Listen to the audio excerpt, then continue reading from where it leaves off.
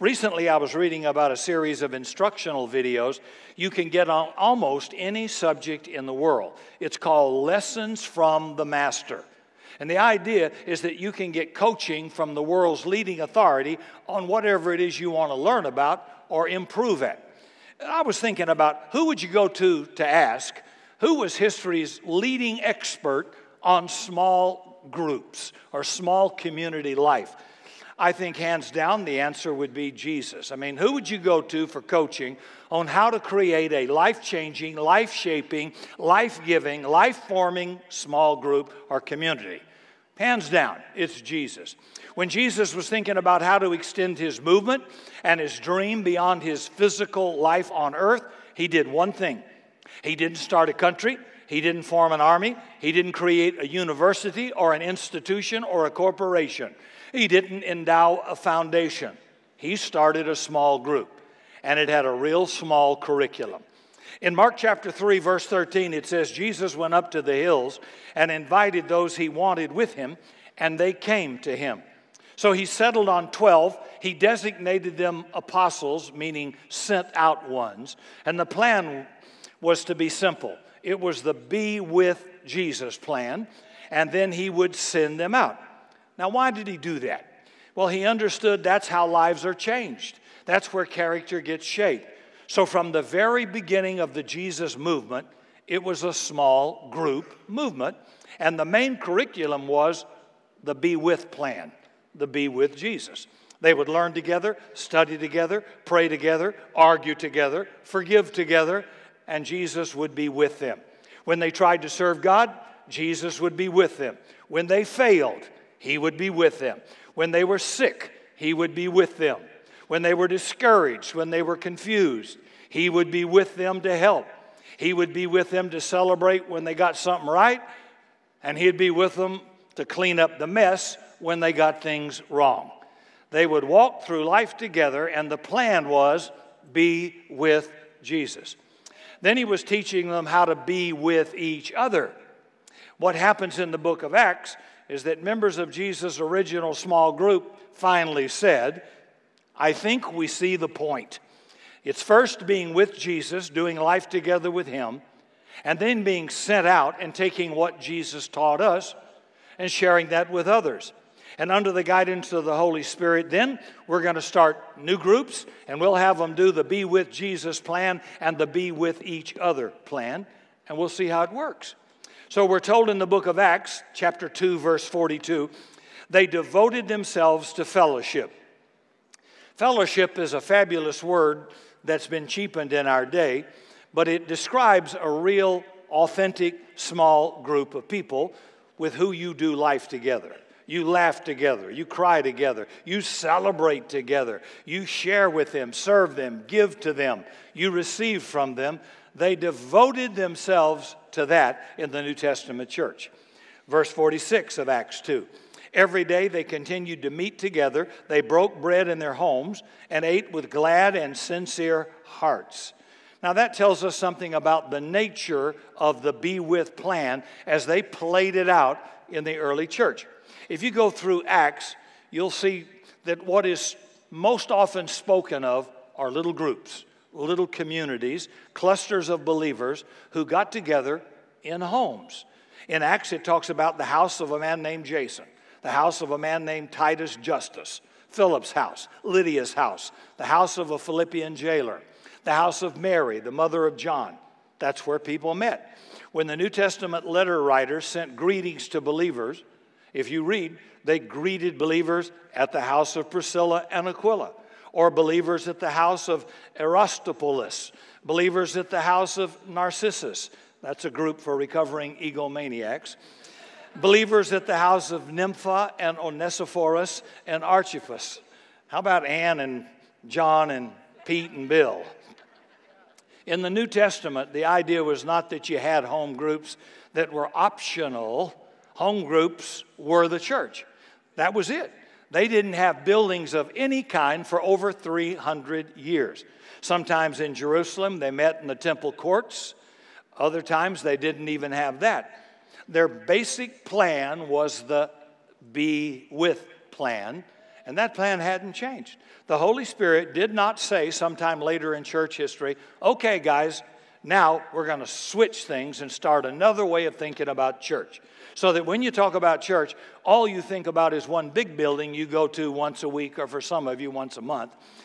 And everything else is optional. Sorry for the cheap shot. All right. You know, maybe nobody will ever get to know you. Maybe nobody will ever get to know your heart. Maybe you'll never discover your spiritual gifts. Maybe you'll never get to serve and grow together with other people. There was never any shift like that ever in history. It was always from start to this day, the be with plan. Be with Jesus and then be with your small group. And so that's what we're going to do in this message, is look at the Jesus plan, the be with plan, and take some thoughts from the Master. Lesson number 1 from the Master. In a great small group, people are devoted to each other, and they pay a significant price to do life together. It says they devoted themselves to the fellowship. Now, they got that idea from Jesus. When the 12 were in that little group with Jesus, he never made them feel they were an obligation to him, or that he had to be there because it was expected. There is, in fact, no record of any other rabbi who recruited students. They always waited. It was considered beneath their dignity to recruit, and prospective rabbis would come to them and say, "May I please be in your school?" But not with Jesus. Jesus came along and changed the policy. He said, "I want you. I want you. I want ugly you. I want broken you. I want nasty, not behaving nice you. I want you." No other rabbi did that in history. It was considered beneath their dignity.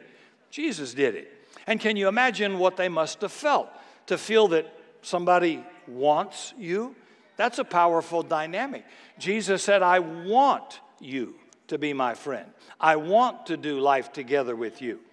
Now, why did he choose these 12? Was it because they were so smart or rich or resourceful or gifted or powerful or influential? Well, Peter was impulsive. Thomas was a doubter.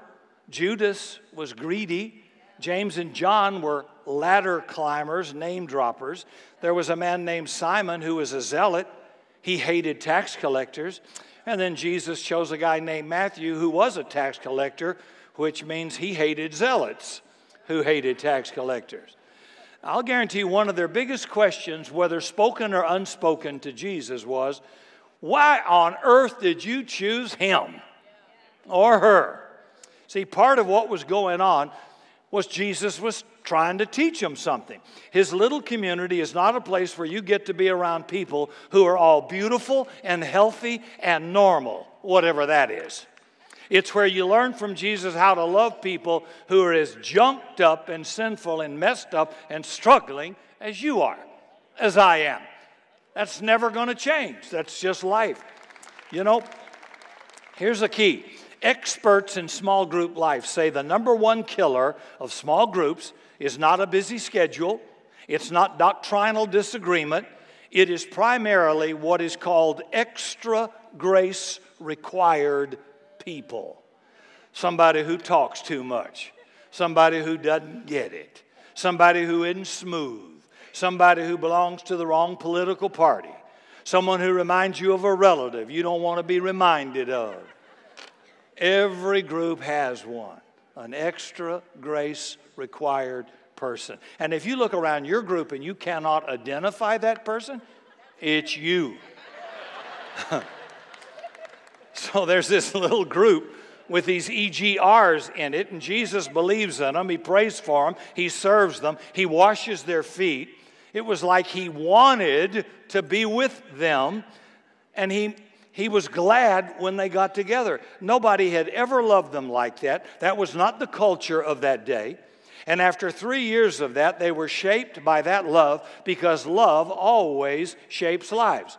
The Bible says whether there be tongues or prophecies, they will fail. Love never fails. You know, some of you have tried criticism, judgmentalism. Why don't you try love? Everybody likes to be loved. Nobody hates a lover. And so they found out there was nothing better. Love God, Love other people. But in that little group, they learned it wasn't political talk. It wasn't just nice talk. It was really true. After his death for their forgiveness, and after his resurrection from the dead, and after the Holy Spirit came, they said, if his Spirit is helping us now, what would happen if we gave that same kind of love, that same kind of devotion to other people outside of our group? What if we created a lot of little groups that formed together in homes? You know, we never did that before Jesus. We never got together rich and poor, slave and free, male and female, Jew and Gentile, Republican and Democrat. We never did that till Jesus showed up. So they decided to devote themselves to that plan, the Be With plan. And when you devote yourself to a small group, if you haven't yet, I hope you'll take that step today. When you meet with them, share with them, pray with them, believe in them, grow with them, glad to see them, walk with them, celebrate with them. When you do life together, then you're doing the Jesus Be With plan, and anybody can do the Be With plan. Lesson number 2 from the Master. A great group is a safe place to get real with people. Acts 2 says they ate together with glad and sincere hearts. The word sincere is made up of 2 Latin words. Sin, S-I-N, cere, C-E-R-E. The word sin of sincere means without, and the word cere means wax. Sincere means without wax, no makeup, no fake, totally transparent. The Romans prized Greek statues. Oftentimes when they were sold, some of them had been cracked, and the sellers would pour wax into the cracked areas to cover the flaw and make the statue look better than it was so they could sell it at a higher price. If you found you had bought one of the covered up statues, you'd be greatly disappointed. But if the statue were authentic, and if there were no attempts to hide any flaws and there was no wax, they would label that sincere, meaning without wax. What you see is what you get. So here's where people got together in a small community and they ate with sincere hearts.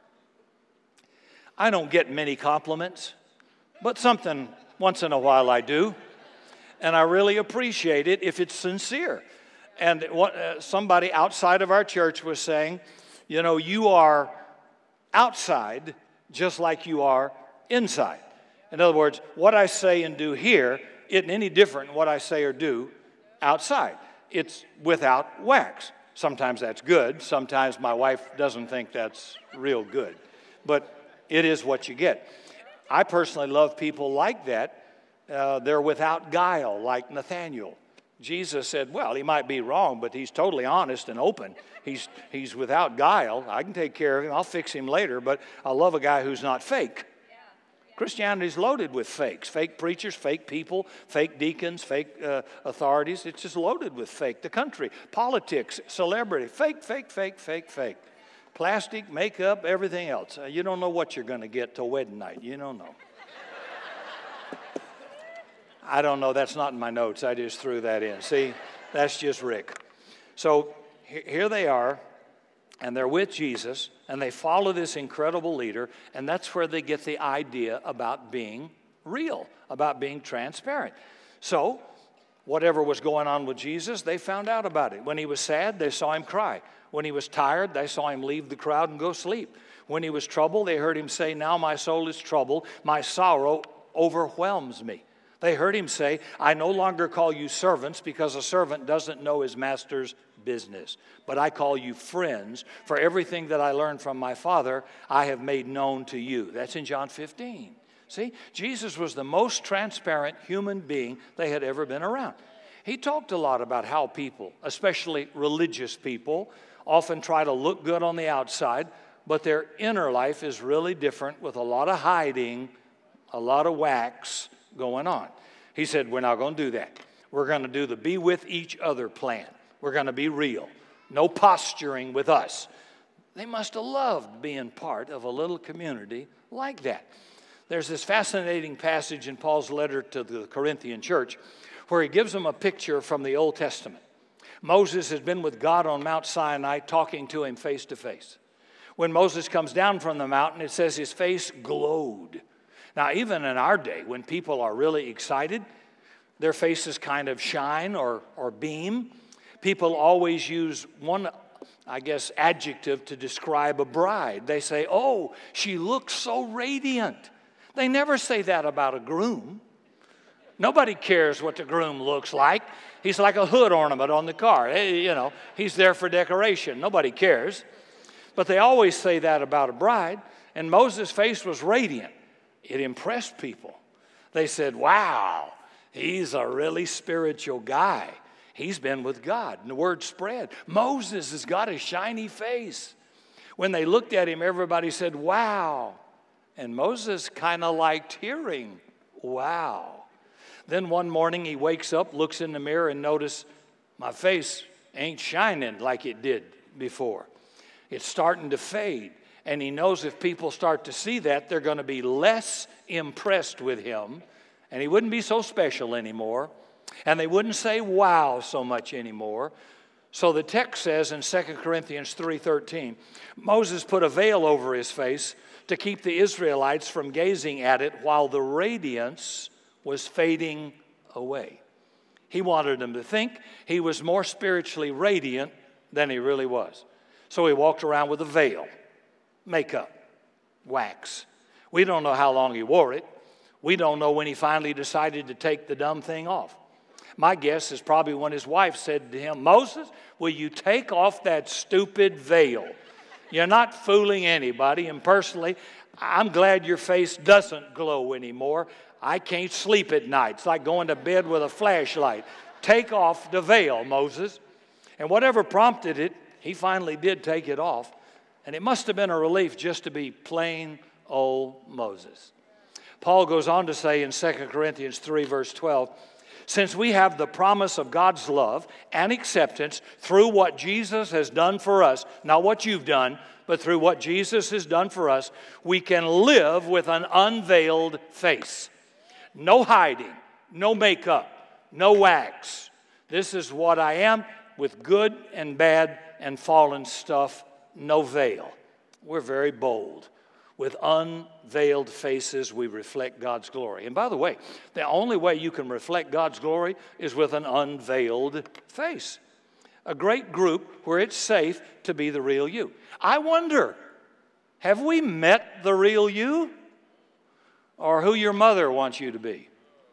Or who your daddy said you were? I wonder if we've met the real, non-waxed you. See, to get in a group like that, to help grow a group like that, that's a group where people honor confidentiality, where you can trust others with something that's a bit personal, where you know they won't be careless with that truth. And the people who lead these groups, instead of trying to be the guys or gals with all the answers, will simply be transparent when it's appropriate and share their own weakness and struggle with you. Who wants to hear a guy get up and said, I'm perfect, I do it all right, my marriage, my parenting, my life, my relationship with others, with God, my character, my lust, my flesh, look at me and drool. It makes me sick. We're all fallen creatures, and we want to see a few chips in everybody. Everybody's got a limp somewhere. One of the fruit of the Spirit is patience, kindness. Mine lacks. I don't think mine got developed real good. It didn't get enough fertilizer. You put me on 281 at 5 o'clock, and a dark, ugly, non-patient, certainly not kind part wants to emerge from me. And I just need you to know it. And my wife will put her hand over on my leg, and no, it's not erotic. She's saying, calm down, calm down. Or don't say anything, don't say anything. Any of you men get messages under the table or in a seat on your legs? Is it a woman thing? Yeah, that would have been nice when we were dating, but anyway, no. Now it's like, don't say that, don't do that. No. I get that all the time. I'm just being honest, see? Some of you are already disappointed. Well, that's the way it goes. That's the way it goes. These are the people I love with all their flaws. I know that. We have people in here that are not behaving. We have some people in here who live together. We have some people in here. I love them. I just think they're just incredibly wonderful people. They're not doing the right thing, but I love them. And I'm glad they're honest. And I want them to know, I know what you are, but I love you anyway.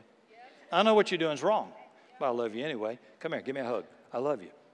That's what Jesus did. He was a friend of sinners. He didn't condone sin, but he says, hey, get in this group. Hang out with me. Probably life's going to change. I'm going to do a wedding up in my office next week for somebody. They've been living together. And said, you know what? We just think it's way time for us to get married. And I said, you know what? I do too. So we'll just do it before Saturday night up in the office. We'll do that. I do it all the time. It's great. People hang around Jesus and hang around transparency long enough, God will transform you. Little by little. I can't do it being mean. I can't do it judging anybody. I can't do it. It occurs in groups together. When you get unconditional love, it just never seems to fail. You know. So a great group, lesson number 3. A great group is a place where people speak truth to one another in love. Here's Ephesians 4, verse 15. Paul says, speak the truth in love. Speaking the truth in love, we will grow up into him who is the head, who is Christ. And God says one day you're going to look like that, and we're going to help each other get there by speaking truth to each other. Most of us would rather hear a lie than the truth. But reality is always our friend. We just avoid it like the plague. We run from it. Our capacity for self-deception is staggering. A small group of people who are friends can help you see the truth about yourself, sometimes even in small things. My life has been shaped by a lot of different people. My worldview over my 71 years has been shaped by my African American friends. I love to know how they feel, how they perceive life. I love it when they put a jab into their own culture, and I love when I can put a jab into my Caucasian culture, or the political one, or how we view life together, or my Hispanic friends. All those little getting together shape you with a bigger world view, and it makes life bigger and better.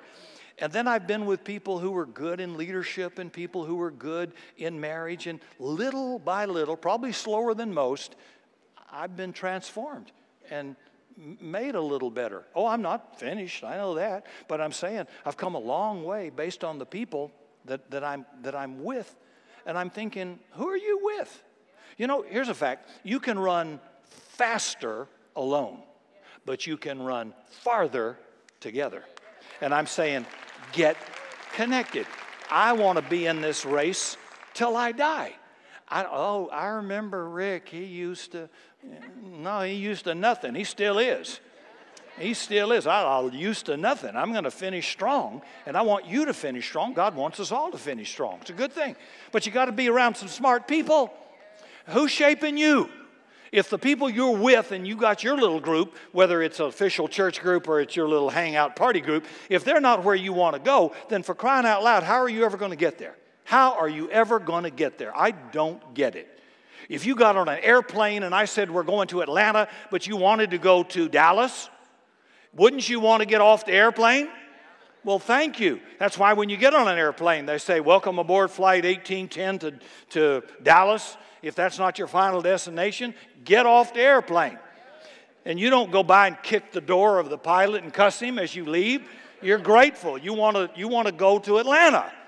So if my friends aren't going where I want to go, I got to get new friends. Most of my bad, nasty, ugly self occurred when I hung out at 18 with the wrong people. The bar club, the drunk club, the drug club, everything was free love, free everything in the rock and roll business. And the stupidest choices I ever made came from the stupidest people. And did you know over half of them are dead now? Their lifestyle killed them. You can waste a lot of your life. You marry the wrong person. You can waste years of your life. Wrong connection. Disconnect from the wrong people as soon as possible. And God says in Joel, I will restore the years the enemy has stolen from you. I think that's really cool. God can make that up. But get smart and get with the right people who are where you want to go. If they're all they want to talk about is who's hot and who's bod and, oh, let's get wasted and let's get drunk or whatever, I'm thinking, I need some new friends. I want a big life, a great life, a good marriage. I want to be the end of this month, well, I don't know, 26. I better not forget that. That's my 41st anniversary. Still connected, still connected. Going to finish that way. Not easy. Nothing's easy but quitting. That's why everybody does. So if you want something that lasts, stay connected. When God hooks up people, stay in that connection. Get in a group like that where people can shape you. The Bible says he who isolates himself seeks his own desire. You know why loners are dangerous? Because there's nothing there to correct them. Nothing. Hey, Bill, you're getting off course here. Hey, Bill, watch that. They don't want that. That's why they shoot up high schools. That's why the Unabomber lived in a shack disconnected off a grid from electricity. Loners are not biblical and are dangerous. They seek their own desire. They rage against all wise judgment.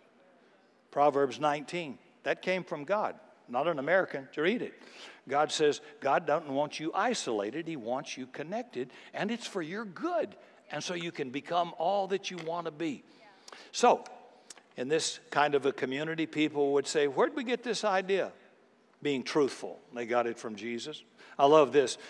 The disciples were walking somewhere along a road, and Jesus said to them, this is in Mark 9, verse 33, what are you boys arguing about when we were walking on the road? They kept quiet because they argued about who was the greatest. Wouldn't you love to have heard that argument on who's the greatest?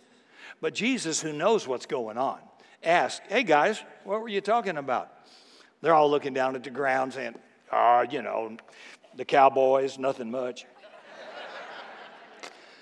I mean, who wants to tell Jesus? We're arguing about which of us follows you the best, about which one of us has the most advanced maturity at picking up our cross and denying ourselves. Which one of us is the most spiritual? Which one of us is A-level, your little favorite? And that's kind of the way our life fallen works, isn't it? Jesus got an amazing response. He doesn't say, well, you guys are all fired. He doesn't take the Donald Trump approach to discipleship. But he doesn't ignore it either. He doesn't just say to himself, gee, I'm afraid if I raise this issue with the boys, they're not going to like me. So in the name of love, I'll just pretend I didn't hear anything. And he didn't say, hey, we're just going to do happy talk, just talk about light things. He doesn't do that either. He exercises great skill. And in this instance, he just does it by asking a question. What are you guys talking about? Boy, I can imagine inside they went, oh, God. Oh, no, did he hear us? They're learning this from the master. One time Peter gets off course and he starts to get legalistic. He's with one group of people who are Jewish. He behaves one way. Then he's with another group of people, Gentiles. He behaves another way. And then when another group shows up and he's with the other group, then he gets up embarrassed and tries to act in a totally hypocritical way. And Paul rebukes him to his face. He says, so I spoke to him face to face and rebuked him. Paul had to rebuke Peter. I know some of you have him on your dash. Not good. Had to rebuke him 3 times. He never got it right. He was racist. He was bigoted. He was a slow learner. He was impulsive. But God loved him. And over time, changed him. That's what's really good.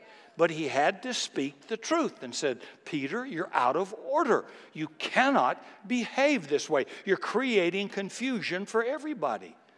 So they devoted themselves to the truth and says, let's hold each other accountable so we can talk to each other about our character, how we're handling our finances, our time, our sexuality, our spirituality in these little groups where we speak the truth in love. It's not judgmentalism, but it's just speaking the truth, and we're doing life together. That's the Be With plan. Then lesson number 4 from the Master. A great group is not a place where there's no conflict. It's a place where conflict, which is inevitable, leads to reconciliation and growth. It is impossible for 2 people not to have conflict. I've never been in a rock and roll band that didn't have dispute. I've never been on a board that didn't have dispute. I don't think you can be married and have no dispute. Well, my wife and I have never had an argument. That's because you laid down like a throw rug and she just did this. It isn't possible. Right? So if you're looking for a church where there's no conflict or where you'll never be offended, you'll have to wait for heaven. Because this does not exist. Just doesn't exist. Great peace are they who love my law, and nothing shall offend them. Why are you so easily offended? Huh? Why would you leave a group of people over a little issue? Something, well, I don't believe that. I'm just going to leave. Well, go ahead. You're setting sail. You're going to rob your own future. That's it. Go ahead. You can do. It's not about going to heaven. It's about fulfilling your purpose and destiny and being fruitful on this earth. What a shame that you're such an idiot to do such a thing. I mean, I think it's just idiot. Well, they moved the communion table from the front. I'm leaving the church. They didn't wear robes in the choir. I'm leaving the church. The pastor didn't speak to me. Thousands of people, and I didn't speak to you. Wow. Great. Leave the church. Leave earth, would you please? It's not possible. Not possible. Didn't even see you or hear you. But these are just little things that go on. All that. Well, they're going to have treats, no tricks. So I just believe it's a satanic blah, blah, blah, blah, blah. Well, we're going to make it non-satanic. We're just going to help the community. They're going to have it anyway. Let's have it safe. Bring the community into the church and bless the people. Wise or stupid, you know. Or you have a Christmas tree or whatever out there. I mean, people just, it's amazing how they let their whole lives just go to nothing over silly, non-essential issues. The disciples learned about conflict and resolution from their master in this small group. They disappoint Jesus bitterly at the crisis of his life. At the moment of his greatest pain, when he's going to the cross, that small group that's been with him for 3 years, he's poured his life into them. They all run away. They move their membership. They're going to leave church. And Peter, his good friend, denies him 3 times and cusses. And Peter's walked with the Son of God on earth for 3 years. That means there's room for you to screw up a little bit, okay? Okay. You know the story. After the resurrection, the disciples are out fishing. Jesus comes to the shore. He's standing at the shore in front of a fire of burning coals with fish and bread. New Testament scholars say the reason Jesus did that was to confront Peter, because Peter denied Jesus 3 times in front of a charcoal fire, and he wanted to recreate the scene. Now, my wife and some other women say the reason the text mentions a fire is to tell us that a man was cooking, and what a good thing that was for a man to cook. And the reason so many women follow Jesus is that women love a man who can cook. That is not what the New Testament scholars say.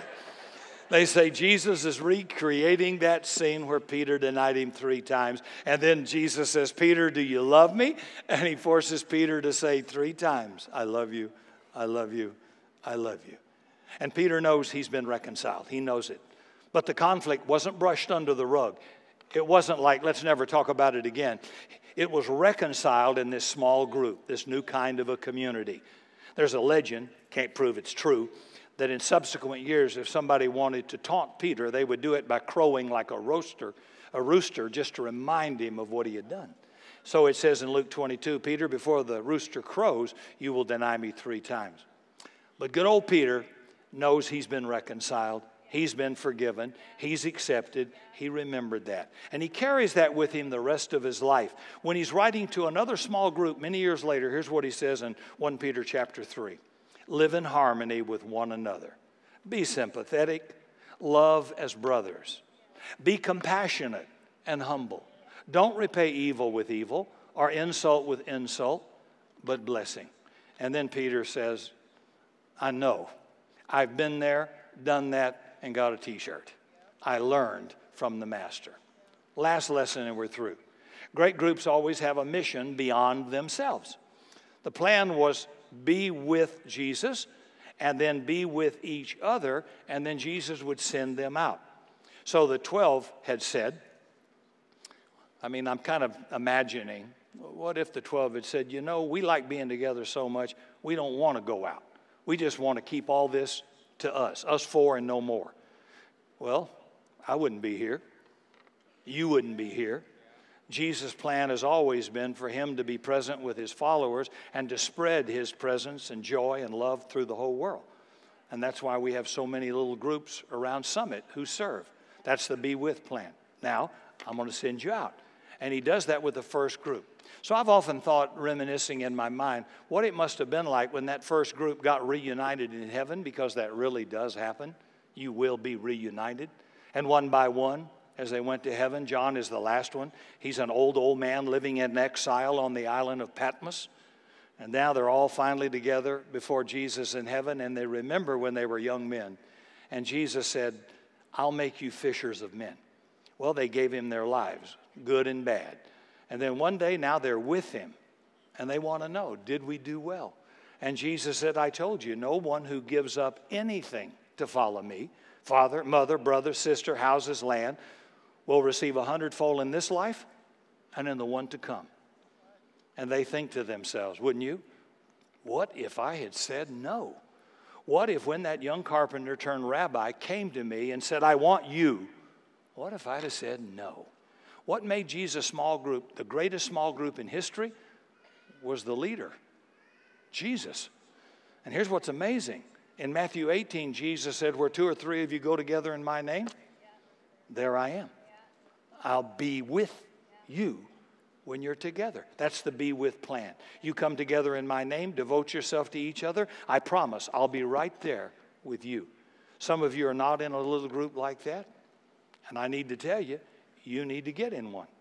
And right after this service, at both of our exits in our lobbies, there's a table with people that have all the different small groups, what they do, the zip code where they're located, so you could pick one. You not only got the tables to talk to real people, but you got a bulletin insert that shows you all the different groups around Summit. Some of you have been with Jesus a long time, and you could lead a small group like that. I said it before last night. It seemed to go well. I said there's a bunch of you that are not in a small group, but you're a bunch of people who are together. You eat together. You kind of fellowship together. Start one with your group. Pull it together, and then allow others to come inside. Don't make it exclusive. Make it inclusive. And be open to transparency, because somebody may not talk quite like you do, and they weren't raised in church, and their vocabulary might be a little bit different or provocative or too blunt for you. Chill. That's the way it's supposed to be. Do you think everybody's talked nice when Jesus was a friend of tax collectors, extortioners, prostitutes, and sinners? Do you think they said, well, yea, I would say unto thee, O Master, gag me? He did not talk like that. And so he took them on rough and ready. And I say again, be open to that. Everybody's not going to be like you. That's why God wants you to have a group or start a group. And sometimes you can be leading one and you can feel inadequate and not sure. Let me just say, you're not crazy to do what you do, to sacrifice, to make the effort. You are not crazy. This is Jesus' plan to change the world through small groups, which ordinary fallen human beings can get into and be transformed into his character and loved into his community, and finally called to serve in some capacity in his work. We call it TLC, transformation, love, and calling. That's his plan. That's the Be With plan, and that's the lesson from the Master.